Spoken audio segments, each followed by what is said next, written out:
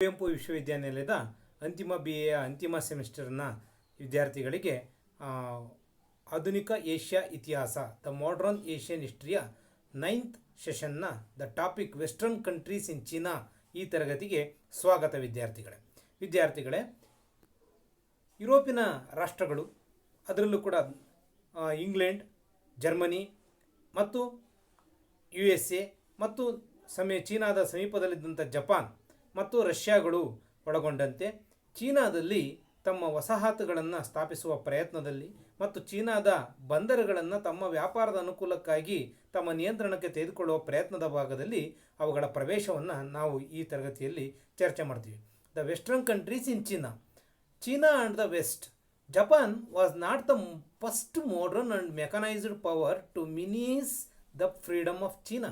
ಚೀನಾವನ್ನು ಪ್ರವೇಶ ಮಾಡಿದ ಅದರ ನೆರೆಯ ಜಪಾನ್ ಮಾತ್ರ ಏಕಮಾತ್ರ ಆಧುನಿಕ ರಾಷ್ಟ್ರ ಅಲ್ಲ, ಯುರೋಪಿನ ರಾಷ್ಟ್ರಗಳು ಕೂಡ ಚೀನಾವನ್ನು ಪ್ರವೇಶಿಸುವುದಕ್ಕೆ ಬಹಳ ಆತುರದ ಪ್ರಯತ್ನಗಳನ್ನು ಮಾಡ್ತವೆ. It was the rapid encroachment of the western powers after the British defeated China in opium wars in 1842, which caused China to fall suddenly from the proud position of the advanced and enlightened Cathay of earlier centuries to the weak and half-conquered China of the past 100 years. ಮುಂದಿನ 100 ವರ್ಷಗಳ ಕಾಲ China ಈ ಪಾಶ್ಚಿಮಾತ್ಯ ರಾಷ್ಟ್ರಗಳ ನಿಯಂತ್ರಣಕ್ಕೆ ಒಳಪಡಬೇಕಾಗ್ತದೆ. ನೇರವಾಗಿ ಆಳ್ವಿಕೆಗೆ ಒಳಪಡದೇ ಇದ್ರೂ ಕೂಡ ಅವುಗಳ ಏಕಸ್ವಾಮ್ಯಕ್ಕೆ ಒಳಪಡಬೇಕಾಗತ್ತೆ, ಪರೋಕ್ಷವಾಗಿ ಅವುಗಳ ನಿಯಂತ್ರಣಕ್ಕೆ ಒಳಪಡಬೇಕಾಗತ್ತೆ. ಹಿಂದೆ China was one of the greatest civilized country among the 4 of the world, but after the encroachment of the western countries, the China become one of the half conquered China of the next coming 100 years. ಅಂದರೆ ಅರ್ಧ ವಶಪಡಿಸಿಕೊಂಡಂಥ half conquered China. Western countries in China, as a result of the great voyages which had opened a way across the Atlantic ಸಾಗರದಲ್ಲಿ ಏನು ಆಫ್ರಿಕಾದ ದಕ್ಷಿಣ ತುದಿಯನ್ನು ಬಾರ್ತಲೊಮ್ಮೆ ಡಯಾಸ್ ತಲುಪಿದ್ದಿರ್ಬೋದು, ಅದೇ ರೀತಿ Columbus America ಖಂಡಗಳನ್ನು ಕಂಡುಹಿಡಿದಿದ್ದಿರ್ಬೋದು, ನಂತರ Vasco da Gama ಭಾರತಕ್ಕೆ ಹೊಸಜಲ ಮಾರ್ಗವನ್ನು ಕಂಡುಹಿಡಿದಂಥ ಬೆಳವಣಿಗೆಗಳು, ಅಟ್ಲಾಂಟಿಕ್ ಸಾಗರದ ಅನ್ವೇಷಣೆಗಳು ಚೀನಾದ ಅನ್ನು ಪ್ರವೇಶಿಸುವುದಕ್ಕೆ ಈ ಪಾಶ್ಚಿಮಾತ್ಯ ರಾಷ್ಟ್ರಗಳಿಗೆ ಅವಕಾಶವನ್ನು ಕಲ್ಪಿಸಿಕೊಡೋದು. Portuguese, Spanish and Dutch merchants came in search of commodities that had a high value of rarity and luxury on the European market. Toward the end of the 18th century, the English became the most numerous and active among the foreigners along the coast of China, and their trade was practically monopolized by the British East India Company. ಇಂಥ ಒಂದು ಮೊದಲ ಪ್ರಯತ್ನವನ್ನು ಮಾಡಿದಂಥದ್ದು Britain, ಅದರಲ್ಲೂ ಕೂಡ ಬ್ರಿಟನ್ನ East India company ಈ ಒಂದು ಪ್ರಯತ್ನವನ್ನು ಮಾಡ್ತದೆ ವ್ಯಾಪಾರದ ಉದ್ದೇಶದಿಂದ. Before the western countries entered into China and control the China was in the condition of superior China, but superior China after the encroachment of the western countries and their advent in China become one of the half conquered country status. East India ships came to China primarily for cargoes of silk, tea and porcelain. The China's contributions to the world civilizations, they are the innovations. The first flowered wallpaper used in Europe also came from China. In return, the Chinese bought such a luxury goods as clocks and watches. China ಬದಲಾಗಿ ಪಡ್ಕೊತಿದ್ದು clocks and watches ಅಷ್ಟೇ. American clipper drips brought furs, silver dollars from Mexico and ginseng root which the Chinese valued as medicine. ಈ ವಸ್ತುಗಳನ್ನು America ಕೊಟ್ಟು ತನ್ನ ವ್ಯಾಪಾರವನ್ನು ಮಾಡ್ತಾಯಿತ್ತು. ಚೀನಾದ ವಸ್ತುಗಳು ಈ ಪಶ್ಚಿಮದ ರಾಷ್ಟ್ರಗಳಿಗೆ ತುಂಬ ಅಗತ್ಯ ಇದ್ದು ಮತ್ತು ಅವುಗಳು ಅಲ್ಲಿ ತುಂಬ ರೇರ್ ಆಗಿ ದೊರೆತಾ ಇದ್ದರಿಂದ ಅತ್ಯಂತ ಹೆಚ್ಚು ಮೌಲ್ಯವನ್ನು ಹೊಂದಿದ್ದಂಥ ವಸ್ತುಗಳಾಗಿದ್ದು, ಹೆಚ್ಚು ಬೇಡಿಕೆಯ ವಸ್ತುಗಳಾಗಿದ್ದು.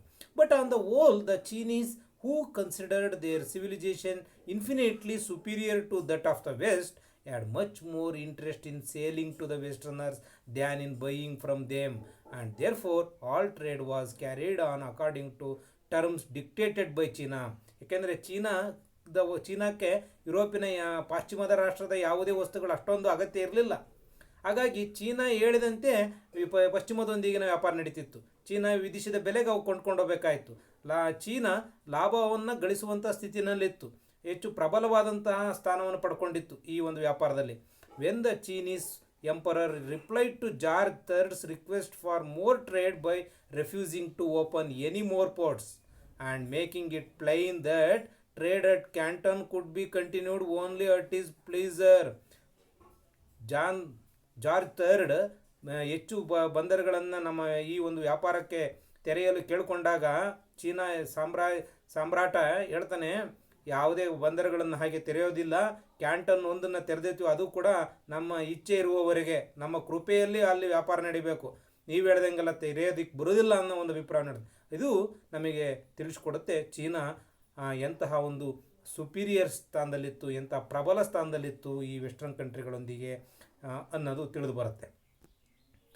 The force which reversed the relationship between China and the west was the industrial revolution in ಯುರೋಪ್ನಲ್ಲಿ, ಅದರಲ್ಲೂ ಕೂಡ ಇಂಗ್ಲೆಂಡ್ನಲ್ಲಿ ನಡೆದಂಥ ಕೈಗಾರಿಕೀಕರಣ ಇದೆಯಲ್ಲ, ಇದು ಈ ಒಂದು ಸ್ಥಿತಿಯನ್ನು, ಚೀನಾದ ಸುಪ್ರಮೆಸಿ ಕಂಡೀಷನನ್ನು ಬದಲಾಯಿಸಿತು. The industrial revolution had a double effect. First, the use of machinery and the development of modern science improved the weapons of war to such an extent that England had an overwhelming superiority in arms. ಚೀನಾದ ಈ ಸುಪ್ರಮೆಸಿ ಸ್ಥಿತಿಯನ್ನು, superiority ಕಂಡೀಷನನ್ನು ಬದಲಾಯಿಸಿದಂಥ ಅಂಶಗಳಲ್ಲಿ ಮೊಟ್ಟ ಮೊದಲನೇದಾಗಿ ಕೈಗಾರಿಕೀಕರಣ, ಅದರಲ್ಲೂ ಪ್ರಮುಖವಾಗಿ machinery and the development of modern science improved the weapons of war to such an extent that England had an overwhelming superiority in arms. ಶಸ್ತ್ರಾಸ್ತ್ರಗಳು, ಕಡಲ ರಾಣಿ ಅನ್ಸ್ಕೊಳ್ತು, ನೌಕಾಯಾನ, ನೌಕಾಸೇನೆ, ಬಲಿಷ್ಠವಾದ ನೌಕಾಸೇನೆ ಅನ್ಕೊಳ್ತು, ಹಡಗು ನಿರ್ಮಾಣದಲ್ಲಿ ಅವರು ಪ್ರಾಬಲ್ಯವನ್ನು ಸ್ಥಾಪಿಸಿದರು. Second, British merchants had far more manufactured goods upsale than could be sold in England and so they had no patience with any restrictions put on trade by either their own or the Chinese government. ತನ್ನ ದೇಶ ನಿಯಂತ್ರಣ ಇತಿಮಿತಿಗಳನ್ನು ವಿಧಿಸಿದ್ರು ಅದು ಒಪ್ಪಕ್ಕೆ ತಯಾರಿರಲಿಲ್ಲ, China ವಿಧಿಸುವ ಇತಿಮಿತಿಗಳನ್ನು ಒಪ್ಪಕ್ಕೆ ಸಾಧ್ಯ, ಯಾಕೆಂದರೆ ಅಧಿಕವಾದಂಥ ಉತ್ಪಾದನೆ ಆಗ್ತಿತ್ತು. ಆ ತಯಾರಾದ ಕೈಗಾರಿಕೀಕರಣದಿಂದ ತಯಾರಾದಂಥ ಅಧಿಕ ವಸ್ತುಗಳನ್ನು ಅವ್ರು ಮಾರಾಟ ಮಾಡಲೇಬೇಕಾಗಿತ್ತು, ಅದಕ್ಕಾಗಿ ಅವ್ರಿಗೆ ಮಾರುಕಟ್ಟೆಗಳು ಬೇಕಾಗಿತ್ತು. ಇದು ಅವರನ್ನು ಚೀನಾವನ್ನು ನಿಯಂತ್ರಣದಲ್ಲಿ ಇಟ್ಕೊಳ್ಳೋದಕ್ಕೆ, ಅದರ ಪ್ರಾಬಲ್ಯವನ್ನು ಕುಂಠಿತಗೊಳಿಸಿ ತಮ್ಮ ಪ್ರಾಬಲ್ಯವನ್ನು ಸ್ಥಾಪಿಸುವ ಪ್ರಯತ್ನಗಳಿಗೆ ಅದು ಪ್ರಚೋದನೆ, ಪ್ರೇರಣೆಯನ್ನು ಕೊಡ್ತದೆ. They first smashed the monopoly of the East India company.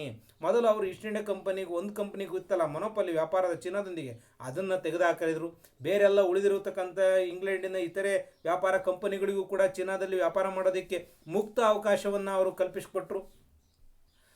The opportunity to trade in any commodities, ಯಾವುದೇ ಒಂದು ವಸ್ತುವಿನಲ್ಲಿ ವ್ಯಾಪಾರವನ್ನು ಅವ್ರು ಮಾಡ್ಬೋದಾಯಿತು. Britain chiefly wanted a market in China for our textiles and all ships sailing from England had to carry a quota of cotton cloth, even though the market for it in China was as yet so underdeveloped that much of it had to lie sold at loss.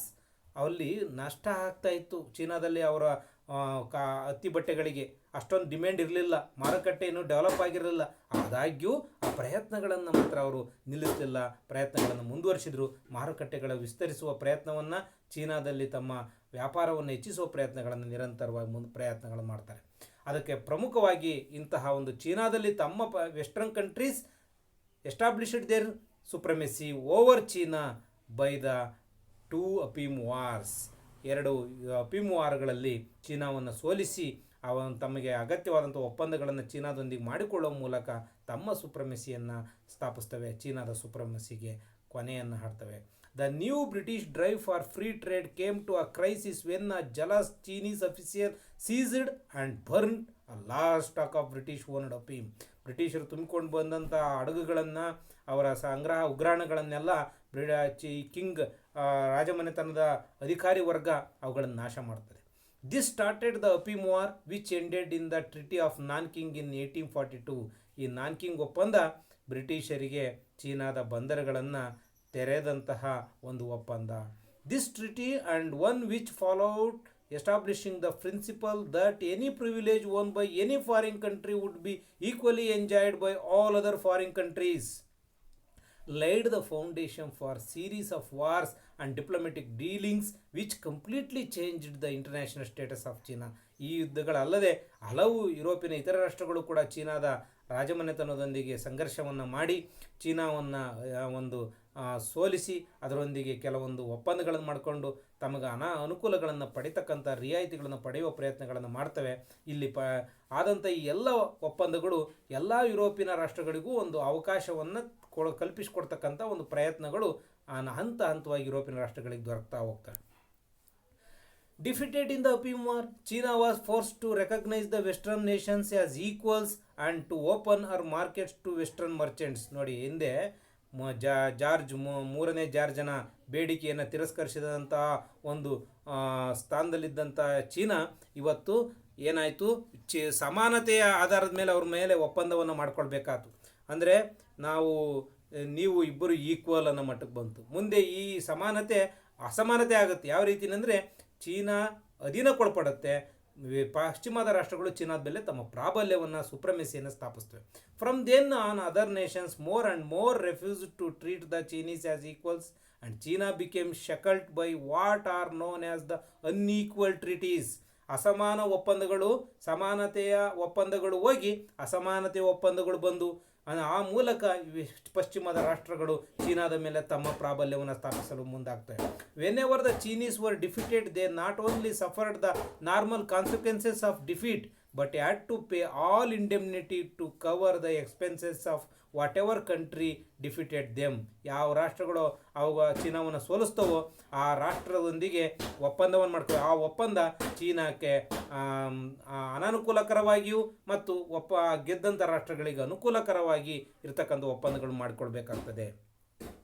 Partly in order to ensure the collection of these indemnities, a customs service was created, supervised by representatives of foreign powers to collect dues on foreign trade. ಯುದ್ಧದಲ್ಲಿ ಸೋತಂಥ ಚೀನಾದ ರಾಷ್ಟ್ರದೊಂದಿಗೆ ಸುಮ್ಮನೆ ಒಪ್ಪಂದವನ್ನು ಮಾಡಿಕೊಳ್ಳಿಲ್ಲ. ತಮ್ಮ ಬರೀ ವ್ಯಾಪಾರ ಅನುಕೂಲಗಳನ್ನು ಕಲ್ಪಿಸಿಕೊಳ್ಳುವ ಒಪ್ಪಂದ ಅಷ್ಟೇ ಅಲ್ಲ, ಬಂದರುಗಳನ್ನು ತೆರೆಯುವ ಒಪ್ಪಂದ ಅಷ್ಟೇ ಅಲ್ಲ, ಅಲ್ಲಿ ಸುಂಕವನ್ನು ವಾರ್ ಇಂಡೆಮ್ನಿಟಿ ಅಂದರೆ ಯುದ್ಧ ಪರಿಹಾರದ ನೆಪದಲ್ಲಿ ಅಲ್ಲಿ ಸುಂಕವನ್ನು ಕಲೆಕ್ಷನ್ ಮಾಡ್ಕೊಳ್ತಕ್ಕಂಥ, ಅಂದರೆ ಬಂದರುಗಳಲ್ಲಿ ಸುಂಕ ಸಂಗ್ರಹಿಸುವ ಅಧಿಕಾರವನ್ನು ಈ ಪಶ್ಚಿಮದ ರಾಷ್ಟ್ರಗಳು ಪಡ್ಕೊಂಡು, ಈ ಪಶ್ಚಿಮದ ರಾಷ್ಟ್ರಗಳು ತಮ್ಮ ರಾಷ್ಟ್ರದಿಂದ ಬರ್ತಕ್ಕಂಥ ವಸ್ತುಗಳಿಗೆ ಕಡಿಮೆ ಸುಂಕಗಳನ್ನು ವಿಧಿಸುವ ಮೂಲಕ ಆ ವ್ಯಾಪಾರವನ್ನು ಪ್ರಗತಿಗೊಳಿಸುವುದಕ್ಕೆ, ವ್ಯಾಪಾರ ಹೆಚ್ಚಾಗೋದಕ್ಕೆ ಪ್ರಯತ್ನಗಳನ್ನು ಮಾಡ್ತಾರೆ. In a number of cities, international settlements or foreign concessions were established over which foreign powers had complete control, and a Chinese having a civil suit against a foreigner had to have it judged under foreign law. ಏನಾದರೂ ವಿದೇಶಿಗಳು ಏನು ಚೀನಾದ ಬಂದರುಗಳನ್ನು ಪ್ರವೇಶಿಸಿದಂಥ ವಿದೇಶದ ಅಧಿಕಾರಿಗಳು ಏನಾದರೂ ತಪ್ಪುಗಳನ್ನು ಮಾಡಿದರೆ ಆ ತಪ್ಪುಗಳ ವಿರುದ್ಧ ಅದರಲ್ಲೂ ಕೂಡ ಯಾವುದೇ ಕ್ರಿಮಿನಲ್ ದಾವೆ ಕೂಡ ಆಗಿರಲಿಲ್ಲ, ಸಿವಿಲ್ ನಾಗರಿಕ ದಾವೆಗಳು ಅವು ಕೂಡ ಯಾವುದರ ಪ್ರಕಾರ ತೀರ್ಮಾನ ಆಗಬೇಕಾಯಿತು, ಚೀನಾದ ಬಂದರುಗಳಲ್ಲಿ ಮಾಡಿದ ತಪ್ಪುಗಳಿಗೆ ವಿದೇಶಿ ಕಾನೂನುಗಳ ಅನುಸಾರ ಅವುಗಳನ್ನು ತೀರ್ಮಾನಿಸಬೇಕಾಗಿತ್ತು. ನೋಡಿ ಎಷ್ಟು ಮಟ್ಟಿಗೆ ಪ್ರಾಬಲ್ಯವನ್ನು ವಿದೇಶಿಗಳು ಚೀನಾದಲ್ಲಿ ಸ್ಥಾಪಿಸ್ತವೆ. These cities were known as treaty ports and the system by which Americans and other foreigners were exempt from Chinese law was called extraterritoriality. ನೋಡಿ, ಇವಕ್ಕಿದಂಥ ವಿಶೇಷ ರಿಯಾಯಿತಿಗಳು ಮತ್ತು ವಿಶೇಷ ಅಧಿಕಾರ, extraterritoriality. Thus China, instead of being conquered and made a colony by one nation, became virtually the colony of all nations which had merchant ships to send to China and gunboats to accompany them. ನೋಡಿ, ಒಂದು ರಾಷ್ಟ್ರದಿಂದ ವಸಾಹತು ಆಗೋದ್ರ ಬದಲಾಗಿ China ಒಂದು ರಾಷ್ಟ್ರದವಾಗಿ ಸಂಪೂರ್ಣ ವಶಕ್ಕಾಗೋದ್ರ ಬದಲಿಗೆ ಹಲವು ರಾಷ್ಟ್ರಗಳ ಒಂದು ಪರೋಕ್ಷ ನಿಯಂತ್ರಣಕ್ಕೆ ಚೀನಾ ಒಳಪಡಬೇಕಾಗ್ತದೆ. ಅಷ್ಟೇ ಅಲ್ಲ, ಆ ಚೀನಾ ದೇಶಕ್ಕೆ ವಿದೇಶದ ಹಡಗುಗಳು ಹೇಗೆ ಬಂದು ಅಂದರೆ with gunboats accompany them. More treaties were signed as the 19th century progressed, all increasing foreign control. 19ನೇ ಶತಮಾನ ಬಂದ ಹಾಗೆ ಇನ್ನಷ್ಟು ಒಪ್ಪಂದಗಳನ್ನು ಚೀನಾದ ಸಾಮ್ರಾಟ ಮಾಡ್ಕೋಬೇಕಾಗುತ್ತೆ. ಮಾಡ್ಕೊಳೋದ್ರೊಂದಿಗೆ ಚೀನಾದ ಒಂದು ಸುಪ್ರಮೆಸಿ ಅಂತ್ಯ ಆಗುತ್ತೆ. ಅಧೀನತೆಯ ಚೀನಾ ವಿದೇಶಿಯರ ಒಂದು ನಿಯಂತ್ರಣಕ್ಕೆ ಒಳಪಡಬೇಕಾಗುತ್ತೆ. Then in 1894 came the Calamitious War with Japan. ಜಪಾನ್ನೊಂದಿಗೆ 1894 ಯುದ್ಧ ಆಗುತ್ತೆ. ಈ ಯುದ್ಧದಲ್ಲಿ ಜಪಾನ್ನೊಂದಿಗೆ ಸಾಮ್ರಾಜ್ಯ ಚೀನಾ ಸೋತು ಜಪಾನ್ನ ನಿಯಂತ್ರಣಕ್ಕೊಳಪಡಬೇಕಾಗತ್ತೆ. ಉತ್ತರದ ಭಾಗದಲ್ಲಿ ಪೂರ್ವ ಭಾಗದಲ್ಲಿ ಜಪಾನ್ನ ನಿಯಂತ್ರಣಕ್ಕೊಳಪಡಬೇಕಾಗತ್ತೆ. This intensified the competition for strategic bases and economic spheres of influence in China to the point where China was threatened with actual dismemberment. ಜಪಾನ್ನ ಪ್ರವೇಶದೊಂದಿಗೆ ಈ ಪಶ್ಚಿಮದ ರಾಷ್ಟ್ರಗಳು ಜೊತೆಗೆ ಜಪಾನ್ ಚೀನಾದಲ್ಲಿ ಪ್ರವೇಶ ಆಗಿದ್ದರಿಂದ ಈ ಪೈಪೋಟಿ ಯುರೋಪಿನ ರಾಷ್ಟ್ರಗಳು ಮತ್ತು ಜಪಾನ್ ನಡುವೆ ಪೈಪೋಟಿಗೆ ಒಂದು ಅವಕಾಶವನ್ನು ಕಲ್ಪಿಸಿಕೊಡುತ್ತೆ. ಆಗ ಆರಂಭವಾದಂಥದ್ದೇ the open door policy. The open door policy was one of the policy put forward by the US United States John Hay in 1899 in a series of notes to the treaty powers. The open door did not propose to stop imperialistic demands on China. It simply registered a claim that whatever any other country took in China, it must leave an open door for American trade and enterprise. ಯಾವುದೇ ರಾಷ್ಟ್ರ ಚೀನಾದೊಂದಿಗೆ ಯಾವ ಒಪ್ಪಂದನಾರು ಮಾಡ್ಕೊಳ್ಳಿ, ಯಾವುದೇ ಪಶ್ಚಿಮದ ರಾಷ್ಟ್ರ ಅದನ್ನು ಸೋಲಿಸಿ, ಆದರೆ ಆ ಒಂದು ಯಾವುದೇ ಒಪ್ಪಂದ ಮಾಡಿಕೊಂಡ್ರೂ ಕೂಡ ಅಮೇರಿಕದ ವ್ಯಾಪಾರಕ್ಕೆ ಚೀನಾದಲ್ಲಿ ಅಮೇರಿಕ ಹೊಂದಿದ್ದಂಥ ವ್ಯಾಪಾರ ಒಂದು ಠಾಣೆಗಳಿರ್ಬೋದು, ಅದರ ಬಂದರುಗಳ ಪ್ರವೇಶ ಇರ್ಬೋದು, ಅದಕ್ಕೆ ಯಾವುದೇ ತೊಂದರೆ ಇಲ್ಲ ಅಂತಕ್ಕಂಥ ಒಂದು ಒಪ್ಪಂದವನ್ನು 1899ರಲ್ಲಿ ಜಾನ್ ಹೇ ಈ ಯುನೈಟೆಡ್ ಸ್ಟೇಟ್ಸ್ಗಿಂತ ದ ಓಪನ್ ಡೋರ್ ಪಾಲಿಸಿಯನ್ನು ಕಲ್ಪಿಸಿಕೊಡ್ತಾನೆ. ಆ ಮೂಲಕ ಇವನು ಚೀನಾ ಒಂದು ಎಲ್ಲ ವಿದೇಶಗಳ ನಡುವೆ ಒಂದು ವಾಟರ್ ಮೆಲನ್ ಥರ ಹಂಚಿಕೆ ಆಗೋದನ್ನು ತಪ್ಪಿಸ್ತಾನೆ. ಹೀಗೆ ಚೀನಾದಲ್ಲಿ ಪಶ್ಚಿಮದ ರಾಷ್ಟ್ರಗಳ ಪ್ರವೇಶ ಆಗಿ ಚೀನಾದ ಒಂದು ಸುಪ್ರಮೆಸಿ ಅಂತ್ಯ ಆಗಿದೆ. The entry of western countries, the advent of western countries ended the Chinese supremacy in the world, and also it bring the supremacy of the western countries over China. ಈ ಒಂದು ತರಗತಿಯಲ್ಲಿ ಈ ಚೀನಾದಲ್ಲಿ ಪಶ್ಚಿಮದ ರಾಷ್ಟ್ರಗಳ ಪ್ರವೇಶ, ನಂತರ ಮುಂದಿನ ತರಗತಿಯಲ್ಲಿ ಈ ಪ್ರವೇಶದಿಂದ ಚೀನಾದಲ್ಲಿ ಆದಂತಹ ಒಂದು ಬಕ್ಸರ್ ದಂಗೆ, ನಂತರ ಚೀನಾದ ಕ್ರಾಂತಿ, ಇವುಗಳ ಮುಂದಿನ ತರಗತಿಯಲ್ಲಿ ನಾವು ಅಧ್ಯಯನ ಮಾಡೋಣ. ಎಲ್ಲರಿಗೂ ನಮಸ್ಕಾರ ವಿದ್ಯಾರ್ಥಿಗಳೇ.